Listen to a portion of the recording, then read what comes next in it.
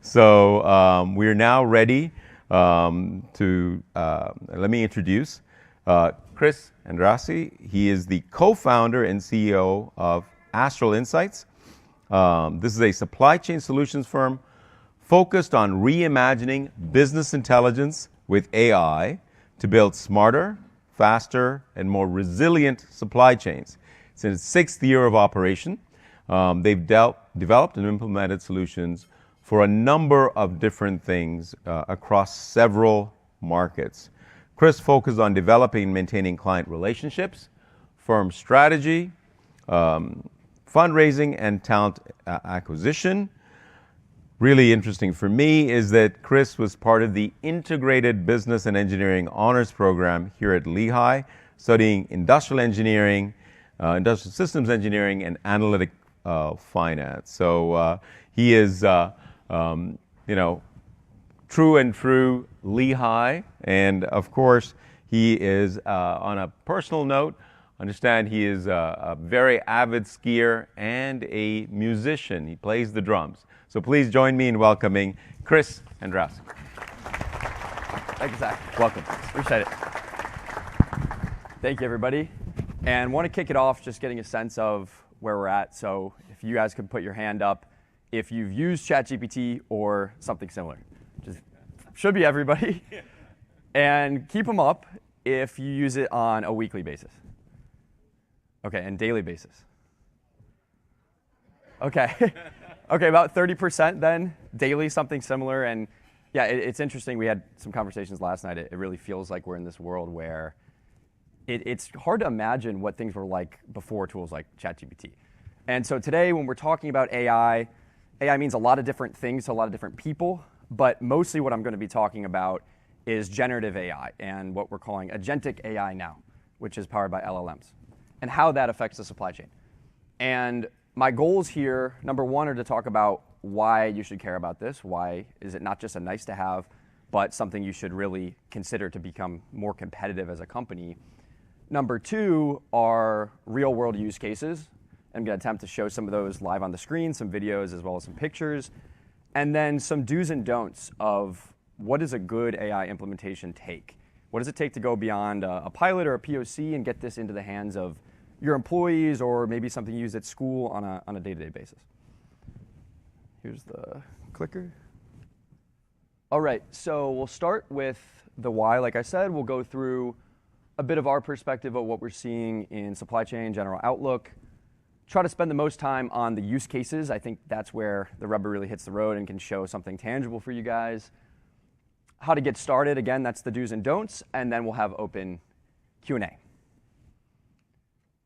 All right, a lot of numbers on the slide, not going to read all of them at all, but really the point here is the data's in, and as you see those big blue columns there, top 10% of AI leaders, which is really measured by operationalizing AI. So companies that are using it cross-functionally, day-to-day, and they've integrated it into their systems more than just, say, using ChatGPT. Significant outperformance on not just cost savings and efficiency, but actually revenue growth and market share, and actually being able to amplify their competitive advantage. And so that's something we'll talk about a bit later as well, is where do we focus on with respect to AI? How do we use it to actually focus on those critical business functions that allow us to compete and differentiate ourselves in the market?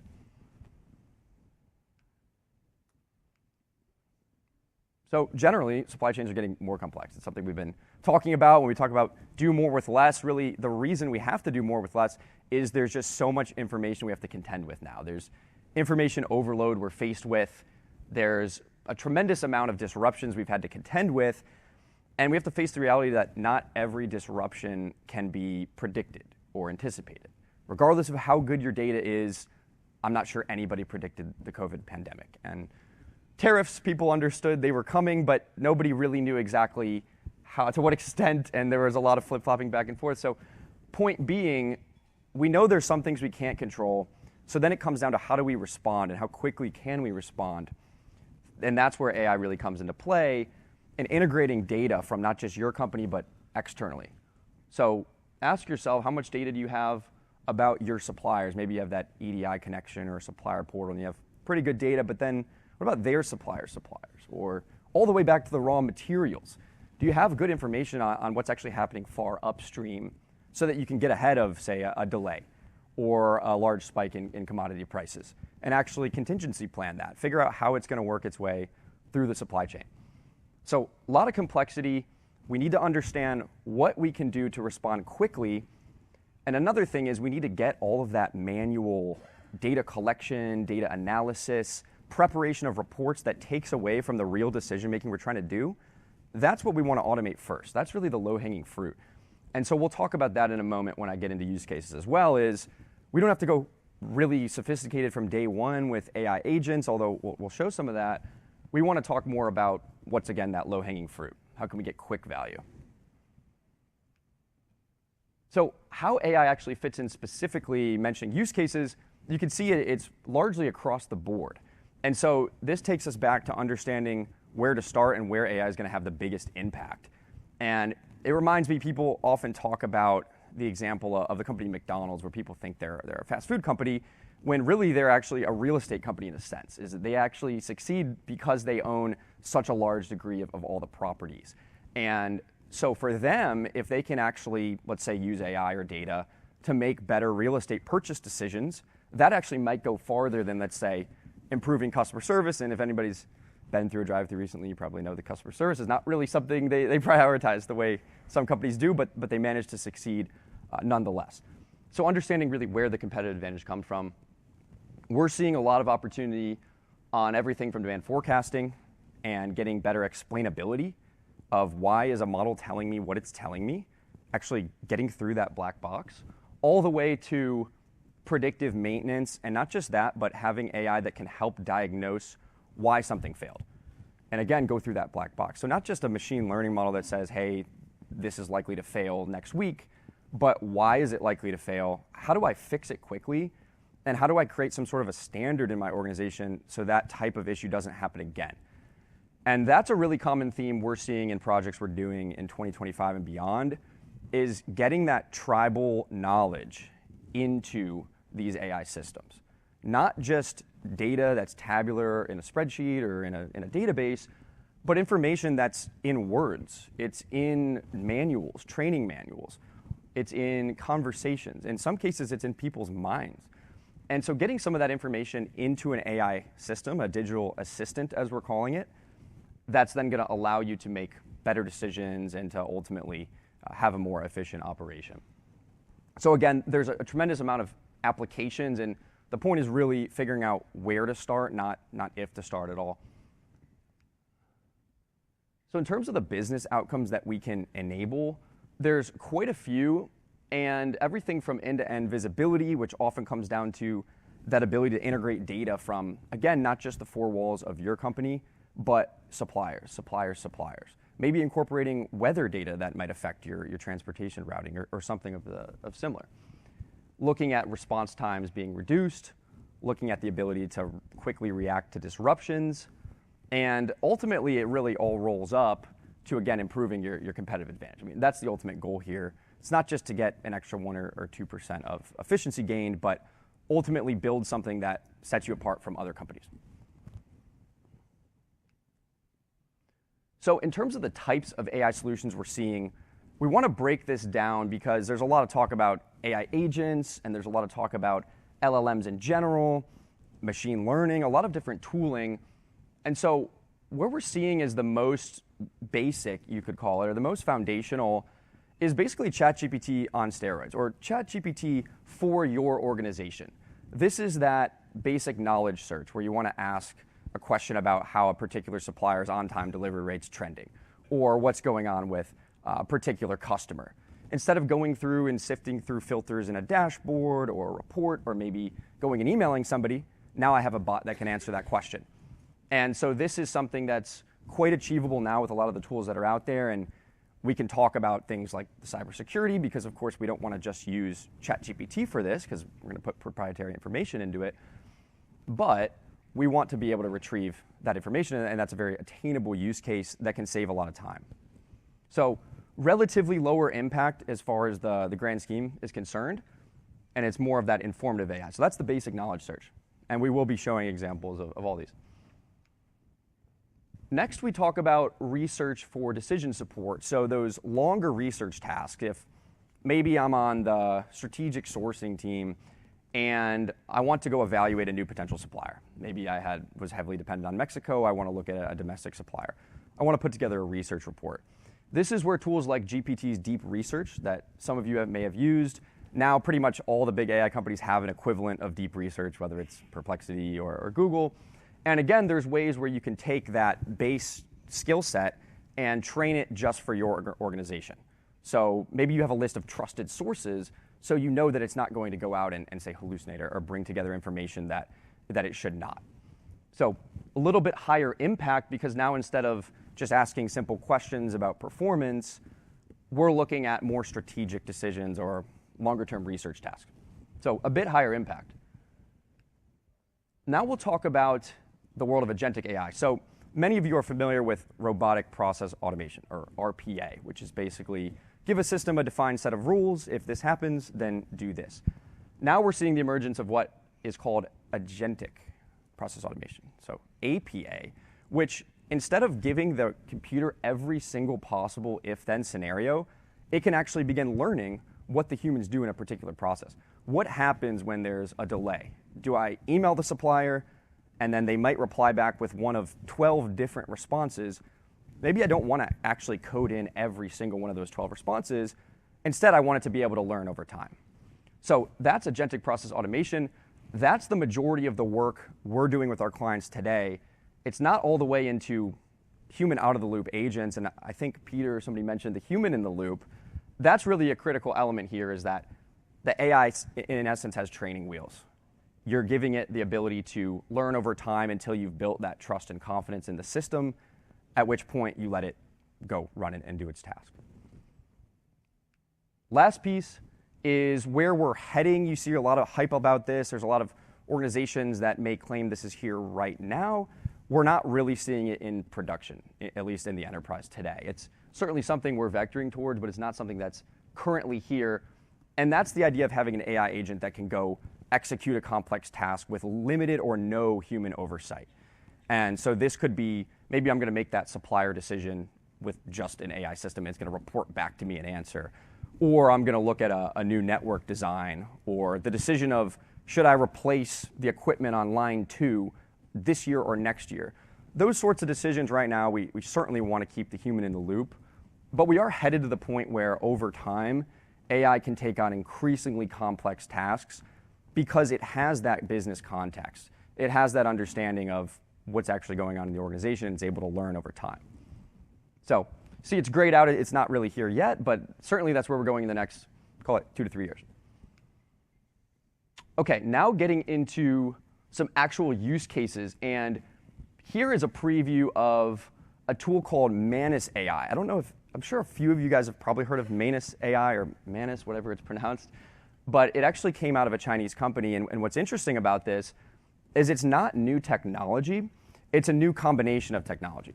So it's taking the Claude model, which is another LLM, GPT, and a few other models, and combining them together to actually go and execute tasks. And again, this is an example of something that's not really ready for prime time yet. But you'll see in a second, it's going to go and execute a pretty complicated research task. And this is sped up. But it's going through and researching all the possible suppliers for a given product or a given raw material that I need. And it's going through dozens and dozens of sources. It's writing code on its own.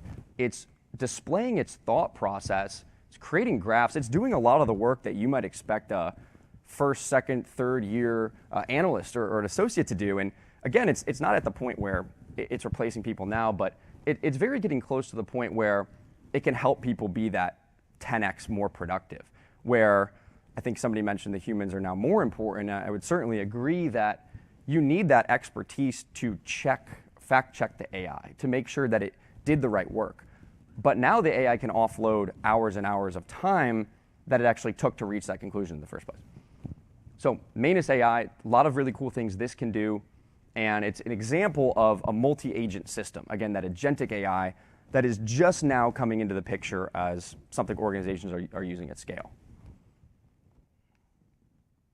Now we'll look at more of that agentic process automation. And in this case, we're looking at a back and forth conversation within Microsoft Teams. And that's a big thing. Sometimes I don't want a completely new software tool to use. I mean, we have enough tools between our ERP and our dashboards and all these different systems. We don't necessarily want to learn a new tool. What if we had a bot or an assistant that lived right within Microsoft Teams? I could have a conversation with it. Can you share me our suppliers' recent information, recent KPIs? It's typing, it's going through, and I'm able to have a dialogue there to look at suppliers, key information. And so this is sort of that knowledge search that we mentioned, again, combined with the idea of agentic process automation. Maybe I'm tracking POs back and forth. Maybe I'm dealing with suppliers, for example. Getting information pulled from lead times, quality ratings, the scores that I've given these suppliers, et cetera. I'm able to react to it. And so this is where we're seeing things going as well, is, again, that idea of having this information come to you, not going into a new set of technology, but just interacting with it the way that you'd interact with a team member. And then going throughout. So just a simple demo of that capability, but we're seeing tools like this used a lot for that PO management side, some hospital networks we work with, really short lead times, thousands of POs that are constantly open. I need to understand, are they delayed? Are they open, but they should be closed? Have they been invoiced? There's just so much back and forth manual work that a tool like this can do in the background, and then I can just communicate and ask it its status right here, rather than creating a whole new dashboard or a database or something to actually manage that. Now going back, so these are not videos, but examples of some of the work that we've seen actually reach production today. First one is that personal AI assistant. So again, this is basically that internal GPT. And we hear a lot about things like cybersecurity risk. And no, there are companies like, I know Goldman Sachs is one, or some large financial institutions, pharmaceutical, heavily regulated industries that have done this. So it's certainly very achievable from a security perspective. But again, it requires not using GPT off the shelf. It requires taking an LLM model and actually running it in your environment, which may be on premises in some case. It may be a private cloud. It may be using something like Microsoft Azure Government Cloud and relying on their security standards. But there are ways to lock it down and, again, gain that ability to just converse back and forth to gain insights about what's going on in my business. And we're seeing, as this becomes more sophisticated, you may still have dashboards, but now the AI assistant can actually direct me to a dashboard when I need that information.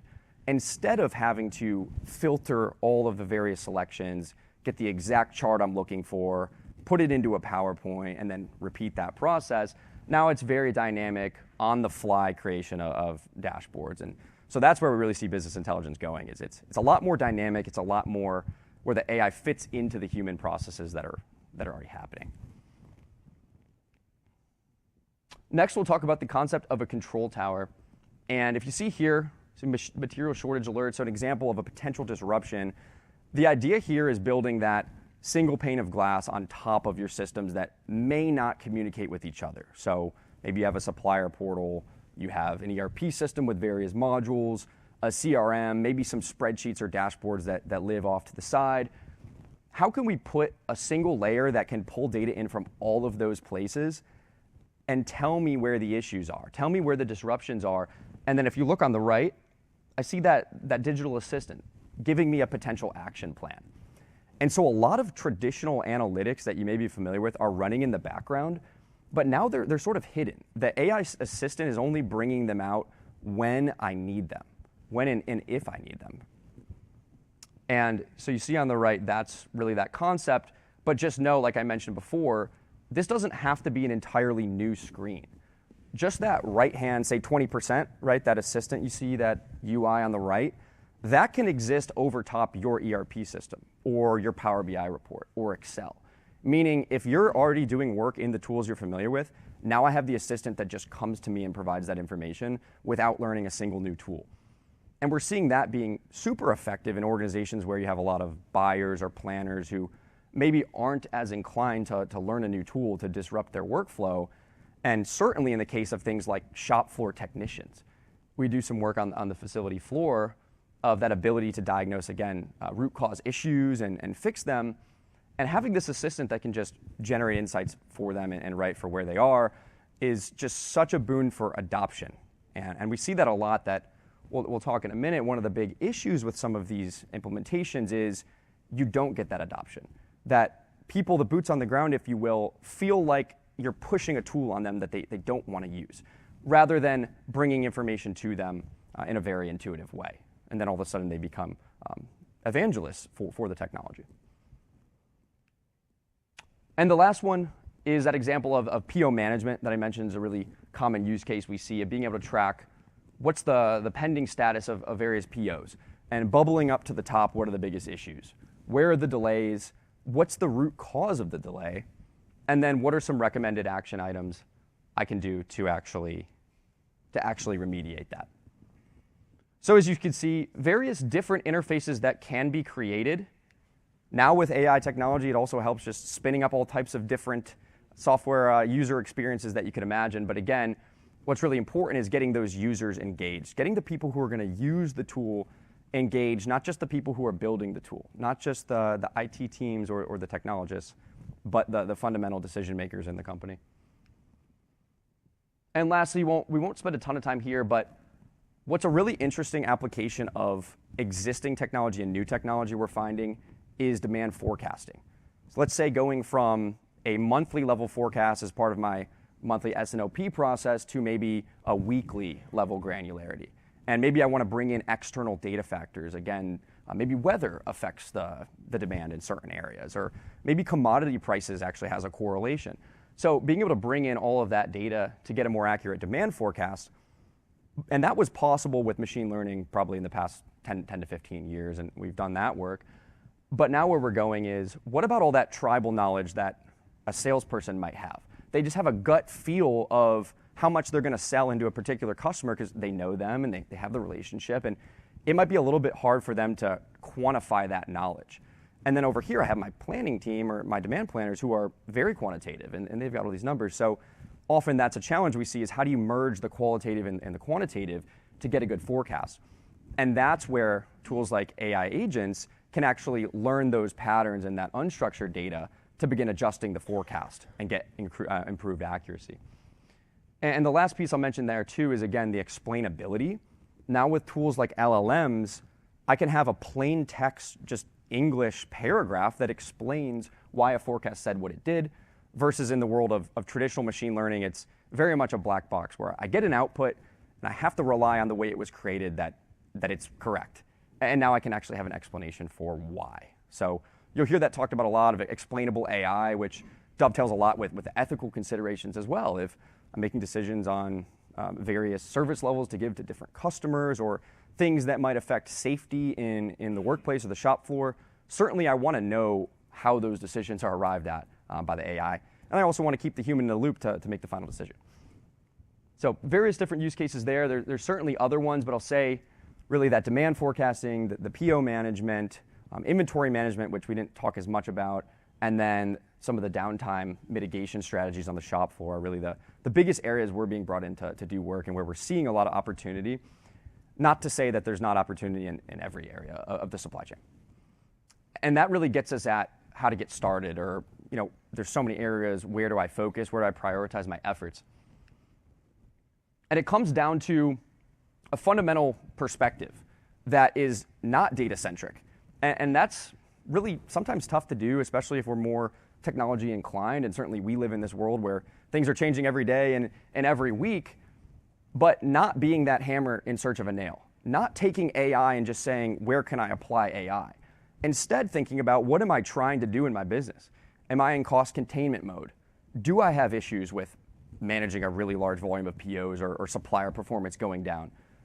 Did the tariffs affect me and I need to come up with a contingency plan? But point is, I'm starting with what I actually need to get done in the business, what decisions I need to make, and then I'm working backwards to say, now what are those manual workflows that really aren't the best use of my time or my team's time? Where do I think I could get some efficiency? What's that information that I'm not getting? Maybe I'm reactive. I'm looking at a dashboard every time a machine goes down. I'm looking at a model. But man, if I could get a little more proactive and kind of look into why that might happen again, for example. So working from business outcome and goal down through the workflow level, and then finally getting to the technology and saying, is AI the right answer? Or maybe more basic RPA is the answer. Maybe I can just build a dashboard, and that answers my question. So very often we see organizations make the mistake of thinking AI is the answer for everything, and certainly generative AI is not without its costs. So it makes a lot of sense then to only use high complexity tools when the situation warrants high complexity tools. Because oftentimes similar answers can be found. And so that's something we find that we are an AI company, but our roots are really in business intelligence and data. And so we work with a lot of data problems, and we do find very often we're asked to fix something with AI, and the answer is not actually AI. So. Now, typically, a solution that we would build or integrate has four main components. So at the very top is that digital assistant, and that's what your business users are going to see. That's the insight, that's the notification, the alert, that's the chat back and forth. But beneath that, beneath the tip of the iceberg, you have the actual models doing the heavy lifting. You have what we call the AI-ready data that's been combined and prepared so the AI can use it. And fundamentally, we have the source data. But again, a lot of people have heard garbage in, garbage out when we talk about dashboards or we talk about spreadsheets or analytics. And certainly that's true, perhaps even more now with generative AI is garbage in, garbage out. So again, really understanding where I want to apply AI based on that outcome-centric approach, and then looking at what data do I have? And perhaps more importantly, what data do I not have that's going to be important to actually get to the outcome I need? Maybe I need a better way to tap into that supplier data, for example. Maybe I need to move to the cloud. Maybe I've got an on-premise system and it doesn't really connect that well in real time to, say, an AI model. So maybe I need to explore moving that to Azure, for example. So a lot of things I can do, but I think it really cannot be overstated to start with those business outcomes because these can often be pretty lengthy implementations. So we want that confidence that if we do this, it's going to have a real, it's really going to move the needle from a KPI perspective, not just at a low level, but at a strategic level for the business. And so that's one thing. We just mentioned lack of necessary data. Poor data quality, of course, is another one where I have different fields defined differently in two different spreadsheets or two different databases. So coming to that common understanding so that an AI model is not confused. And so those are pretty clear barriers. And then we also see just legacy infrastructure again. If on-premise systems or let's say some devices in an old facility that maybe aren't IoT compatible, so I can't pull off that data that I might want, are often some barriers. The other thing that's not up here that I think is worth mentioning as well is, again, that adoption is if we're building, see if we can go back a little bit. If I'm building a user interface that looks something like this, I don't want to go away for 3 months, 6 months, and then show this to my end users at the end of the process. I want to start prototyping what this could look like along with the end users from day one, week one. So before I'm even finalized with getting all the data ready and I've actually hooked this all up, I have a key understanding of what the users actually want. So getting that adoption, very important. And on the flip side, let's say you deploy an AI tool and you get a lot of pushback from the people on the line or something of the sort. Well, now you've killed organizational trust. Now you've got that inertia to overcome. So especially for the first several AI projects, it's really, really important to feel like we're all building this together and not something being pushed on them. And last thing, we won't go into too much of this, but again, opportunity identification. So figuring out what those business outcomes that you really value are. Where are those areas where you feel like are not the best use of your time or you can gain efficiency? And then evaluate those use cases from an ROI perspective. And understand, okay, if we were able to save 3 hours a day for 3 planners in this facility and 3 there, that's 100 total, okay, $50,000 a week, or whatever the number is. But actually quantifying it, not just saying AI could solve this problem, but should AI solve this problem? And if it did solve this problem, what would be the material gain? What would be the ROI?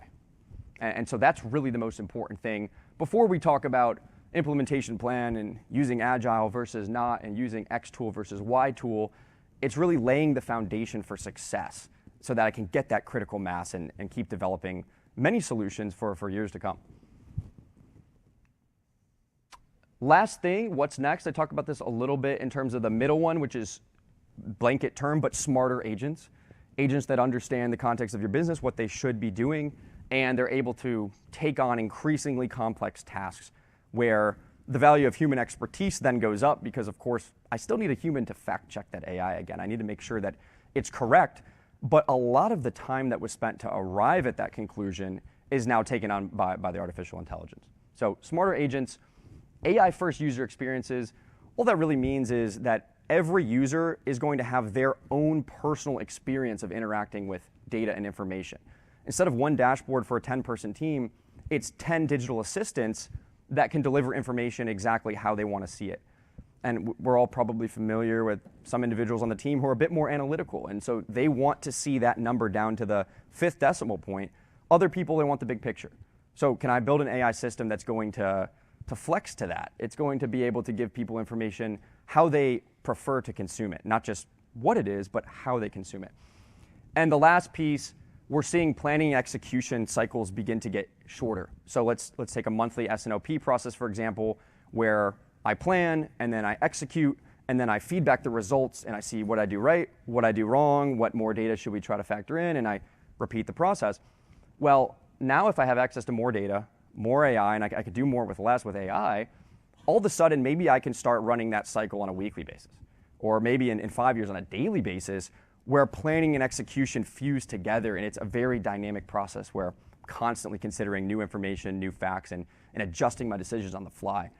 I think that's also a key part, again, of God forbid another pandemic happens or there's a war or something happens. I want that ability to really quickly adapt. So I think that's basically what I had, guys. There's certainly more to talk about on the topic, but hopefully I speed ran through a few different things that are at least intriguing in terms of the why, in terms of the use case, and maybe some things you could take with you as you're starting some new initiatives, whether it's your first AI initiative or it's your 10th. Thank you.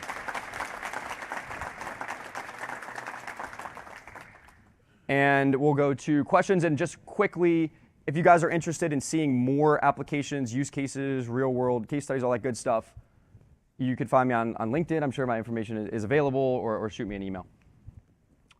But yeah, anybody have some questions? Yep.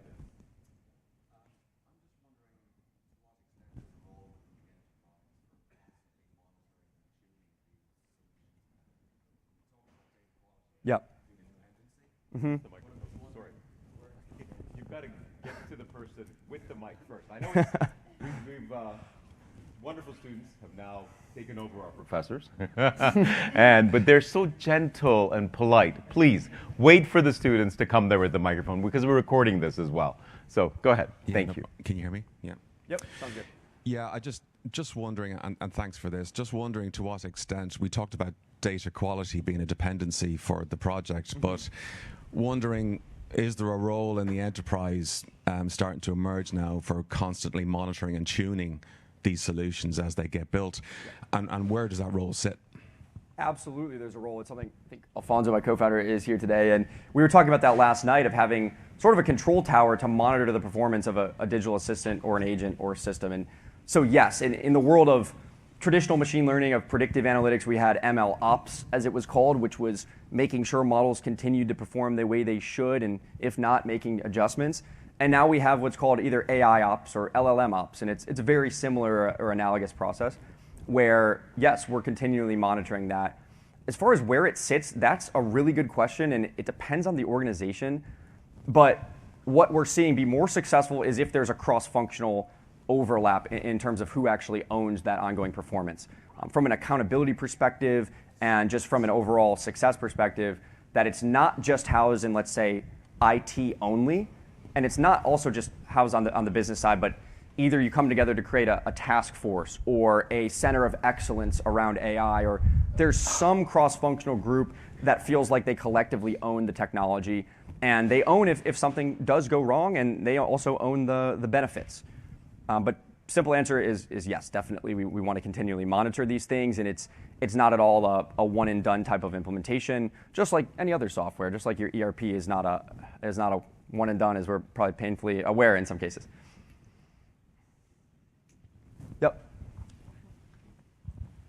Yeah, I found it really interesting when you were talking about how this can be used, for instance, for demand planning, because I am a demand planner.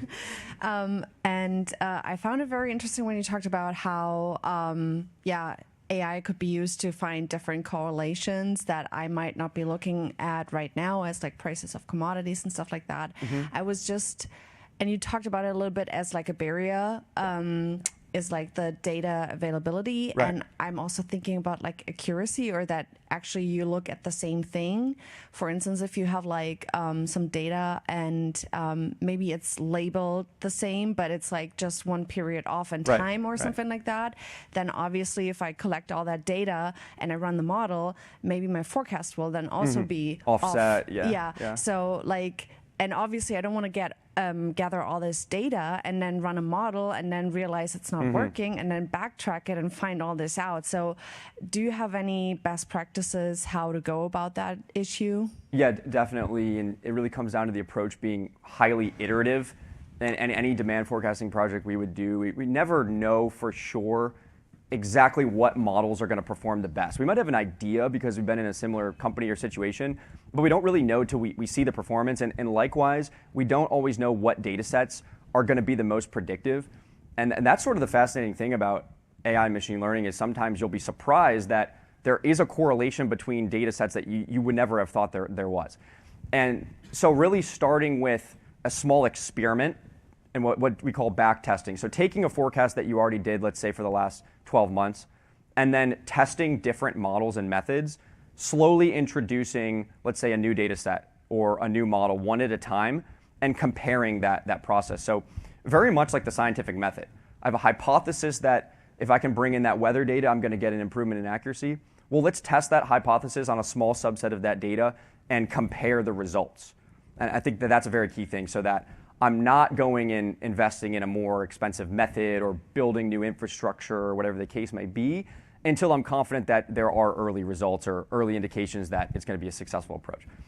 And to your point, data is never going to be perfect. There's always going to be issues, duplicates, and things of that nature. So it's the ability to, the extent to which you can reduce that by being iterative and by experimenting, and then moving forward with what works, and then just not moving forward with what isn't working. Yep, Peter? How do you prevent oversharing? How do you do that? If you got an agent and it's crawling, how do you prevent it from oversharing information that you don't want out? That's a really good point, and it comes back to, again, building essentially a feedback loop. So having the training wheels on an AI system at first, so when I'm conversing with it, and then having those human subject matter experts grade the outputs. So maybe somewhat analogous to in computer vision, where I say, that's a column and that's a window, I might say that's oversharing in this instance. That actually I only need to know these KPIs about the supplier. I don't really need to know that news article that happened about them, or that other piece of data.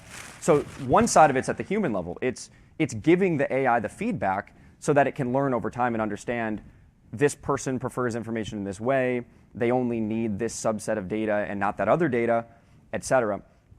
The other side of it is the data side, where I won't even give it access to certain data sets that I know are just off limits, for example. And that goes to the idea of having your own internal LLMs that are not just GPT. Because of course GPT is trained on basically the entirety of human knowledge. So I mean, anything's fair game. So instead of that, I want to just feed it a very small subset of all human knowledge, which would be what's in my company's four walls, and maybe a little bit on the outside, maybe a few suppliers' information, for example. Last question. Yep. I also have a quick question about how's your approach related to the unreliability that is baked into these models, because I use AI all the time, but it's focused on the specific use cases where the models are going to excel. And I don't really trust it to do a comprehensive research, because the unreliability is going to add up across different 100%. contexts. Right, so that's a great point. If you're, let's say, 95% accurate at step one, but then you have 5% error at step 2, 3, 4, by the time you get to the end, it compounds the inaccuracy. So it's a really good point. And the way to mitigate that is we start talking about multi-agent systems. So you break down the workflow into its smallest constituent parts, and you have what's called a reflection agent. And all that is another AI system that checks the first system at each step of the process. So maybe step one of the research is to identify the right sources. I'm not going to dig into the sources. I'm just going to have a model that can identify the sources. Then I'm going to have that reflection agent that can look over the shoulder of the other system. So a key part of it is that it's breaking down the workflows into its various different parts and using what's called multi-agent approach. The other way is adding some just business logic guardrails.